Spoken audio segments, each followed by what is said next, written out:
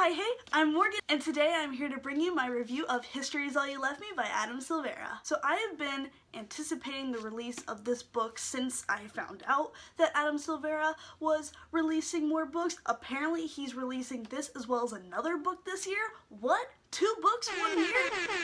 I'll link Adam's Goodread page and his YouTube channel. Adam Silvera makes YouTube videos. By the way, if you didn't know that, he's on here, hangs out with Emma Books and Michael Bookline pretty frequently, it seems like. So, you know, hit me up for that collab, Adam. Who am I? So, this book didn't come out until January 17th of this year, but I have a pretty funny story about that. So, I frequent local booksellers. A new local bookstore opened around my area, and I went to it on the 14th of January, where this book was sitting on the shelves. It was the only one, and I felt bad buying it, but the 17th was my first day back at school, so it was going to be a stressful day. So I got this 3 days early, and I hope no one's mad at me. So History Is All You Left Me is a YA contemporary story focusing on a boy named Griffin who has just lost the love of his life, Theo, who died in a drowning accident, and he has to come to terms with the fact that Theo is dead and that he moved away to California prior to dying and fell in love with somebody else. So Griffin is getting over the fact that he has lost someone that he loved so much while also becoming close to someone that also loved Theo as much as he did. The story alternates between 2 different timelines. There is the today section where it is Griffin dealing with his loss. There's also the history timeline where you are looking at the beginnings of Theo and Griffin's relationship and everything that came with that up until their end, as well as Theo's end.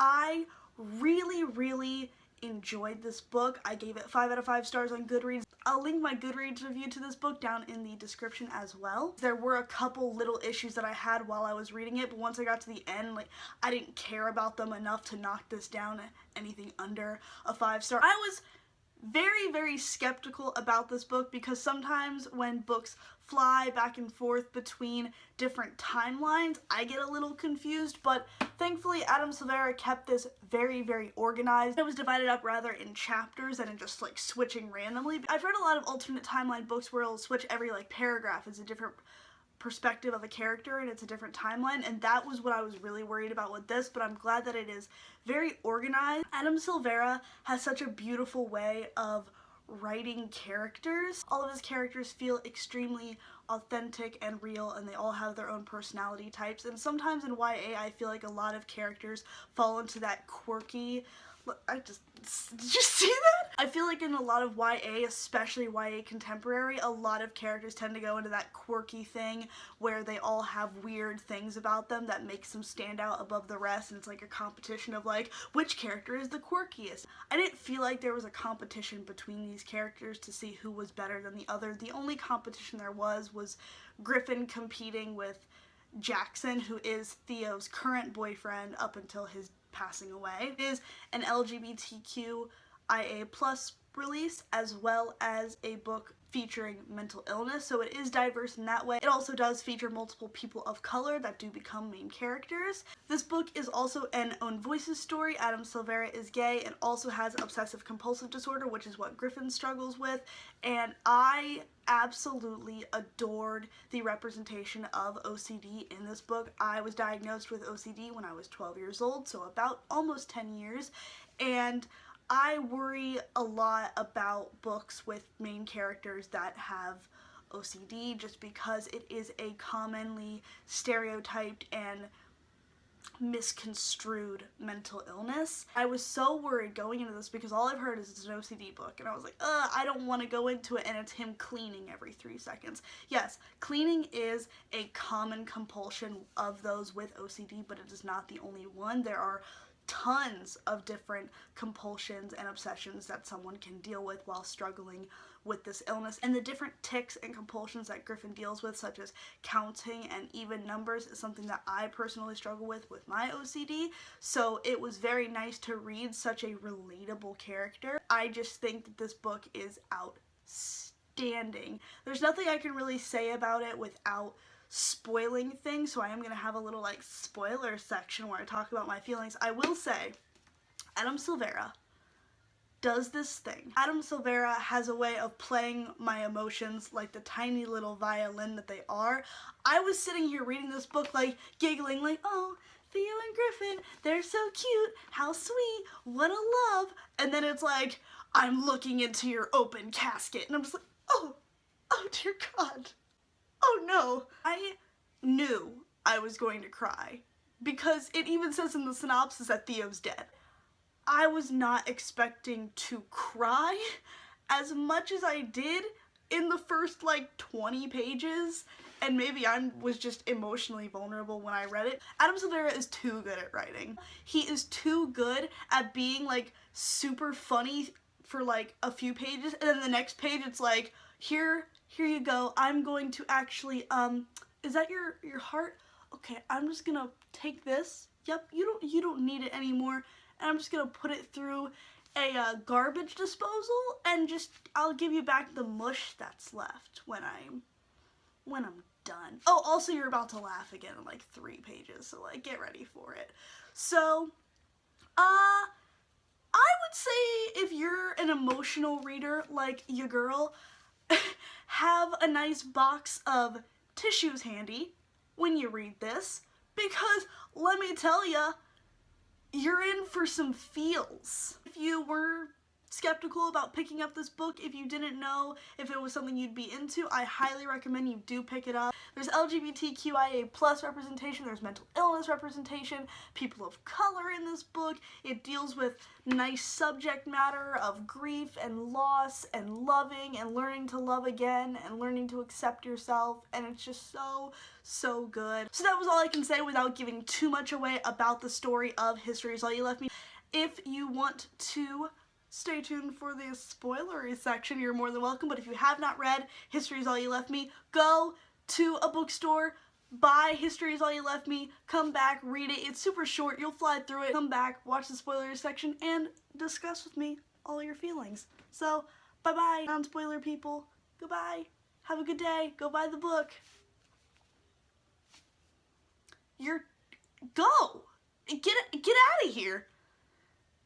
There's spoilers coming, buddy! Okay, I'm gonna assume all the non-spoiler people are gone now, so we're gonna talk about the lowdown of this freaking book. I'm not gonna dive too deeply into the synopsis now, because I assume if you're here for the spoilers, you know what's going on.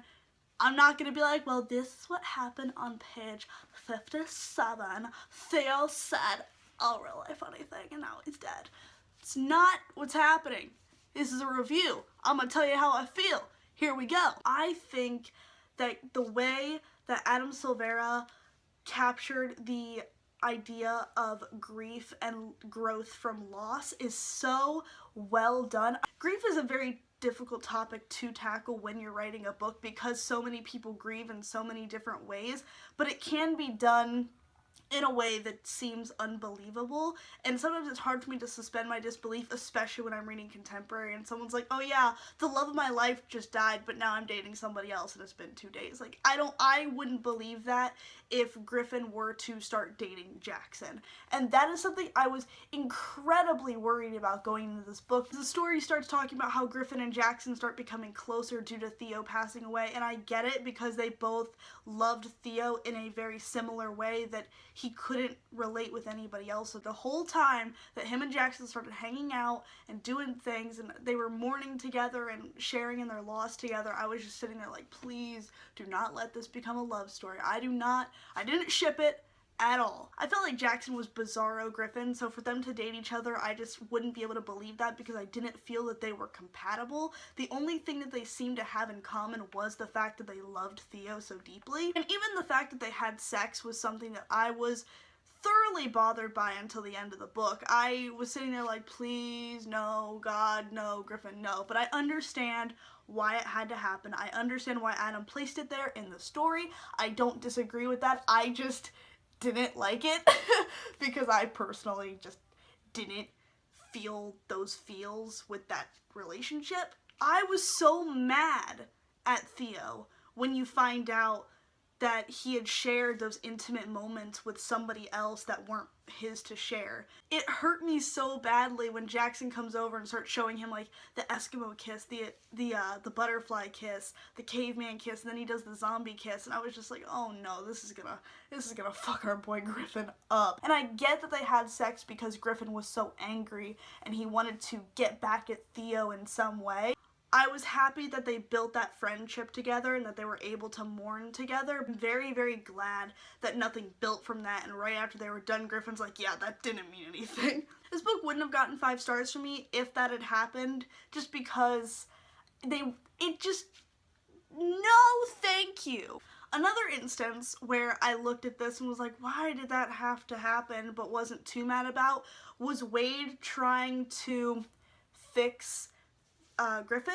I understand like trying to help with like exposure therapy. I think exposure therapy can be incredibly beneficial to certain cases, but it wasn't something approved by, you know, Griffin's therapist at that present time. So Wade just doing all of these things to try to push Griffin out of his comfort zone and show him like, oh, things are on an odd number and the world's not ending. Look at you, like you're crazy. And that's how I felt when I read it, and it kind of upset me. I think that Wade trying to help Griffin with his OCD was from a good place, but I think it was something that he should have waited until Griffin was comfortable doing, because the entire time Griffin was incredibly comfortable until Wade told him, hey, you're fine.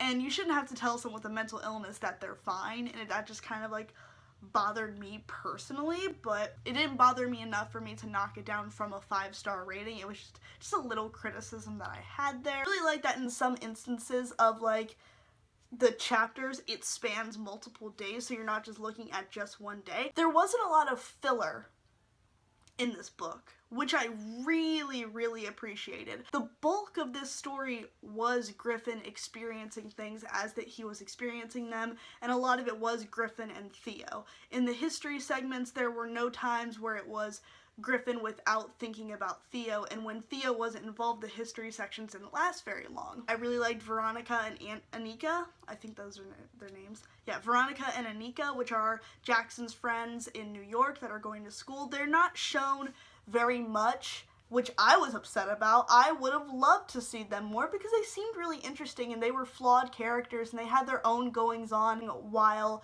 Jackson was mourning Theo, and I think that that was really important to show that you can lose yourself in your grief. And I think that just showed how human these characters are and how these characters do have flaws and they do have their issues. But I would have liked to see more Veronica and Anika, to be honest. I loved every second that I got to see Griffin and Theo being cute. I loved it so much. Just, they were so sweet. I adored it. I adored everything there was about it, aside from like Theo dying and then breaking up. Like, yeah, that sucked, but I think that their relationship wasn't perfect, but it was like their own idea of perfect, and it was just so beautiful. And I love Wade. I love how Wade kind of became a stronger character as the story developed, because I thought he was gonna be the token minority character, which Veronica and Anika are both women of color as well. And so I was glad to see that they weren't just like token minorities. I was worried that Wade was just gonna be there every so often, but he did grow to become a more impactful character, and I did like how Griffin began to let him in near the end and say, here, I want you to mourn with me, and I want to grow with you, and I want to experience this with you, and I'm sorry that I was so selfish. Selfishness is very common for those grieving. I think that to show that selfishness and to show those mistakes and those flaws of these characters was so important, and Adam hit the nail on the head. I wish I could have seen more of Theo and Griffin's time spending with Theo's family. We didn't really get to see much of Theo's family. I really would have loved to see more interactions with Denise. I would have loved to see more of her before Theo's death, like in the history segments, but I did like the moments that we got with Theo's family and with Griffin's family as well, aside from those moments where he had to fight his cousins. I think Theo clarifying that he is bisexual was a very standout moment in this novel for me. I think that was super important. I feel that this book is super impactful and it's very important, but I honestly think that a huge reason for it being that way is due to it being an own voices novel, and I think Adam Silvera writing from his own experiences and writing from a place of someone who has dealt with those mental illnesses is so important. I've read quite a few novels in the perspective of someone with OCD, written by someone who doesn't really know anything about it, and it's always, I have to clean my room, I have to clean my room, I have to clean my room, and that's not all OCD is about. And I think Adam Silvera captured that so beautifully. The way that Griffin talks about his compulsions and how he feels if he's not on the right side of somebody or if he's not counting things in even numbers is so impactful. Adam Silvera's writing is so poetic without, I don't know if he's trying to be poetic. I've read quite a few YA contemporary authors that try to do the whole prose thing. There's a very distinct presence of effort. And I don't think that's a problem. I don't think trying to go for prose and for impactful phrases is a problem at all. But you can tell when it doesn't, this feels genuinely poetic, if that makes sense. I don't know if I don't want to be like, oh, it feels like he didn't put effort into it. That's not what I'm saying. It feels just authentic. The writing is so beautiful without really trying too hard to go for beautiful. Maybe he was. I don't know. I don't know you, Adam. Reason number 2 for collab. Hashtag Adam Silvera collab 2K17. I can't say anything too awful about this book. It's just, it was so good.